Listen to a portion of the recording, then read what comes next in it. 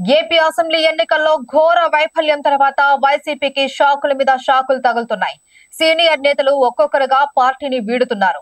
రాజీనామా చేసి కొంతమంది టీడీపీలో చేరుతున్నారు. ఇటీవలే గుంటూరు నియోజకవర్గం నుంచి 2 నేతలు వైసీపీకి గుడ్ బై చెప్పారు. తాజాగా వైసీపీ రాజ్యసభ సభ్యుడు బాపట్ల నియోజకవర్గం ఇన్ఛార్జ్ మోపిదేవి వెంకటరమణ కూడా పార్టీని వీడుతున్నట్లు సమాచారం అందుతుంది.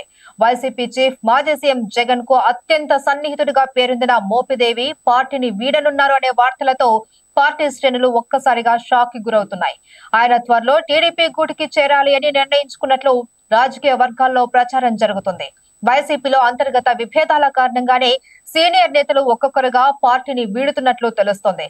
గురువారం మధ్యాహ్నం ఎంపీ మోపిదేవి వెంకటరమణ వైసీపీకి రాజీనామా చేయనున్నారని సమాచారం. పార్టీ ప్రాథమిక సభ్యత్వానికి, పార్టీ పదవులకు రాజీనామా చేస్తున్నట్లు అధికారికంగా ప్రకటిస్తున్నట్లు ఆయన సన్నిహిత వర్గాలు తెలిపాయి. దీంతో పాటు రాజ్యసభ సభ్యత్వానికి కూడా మోపిదేవి రాజీనామా చేస్తారు అని తెలుస్తోంది.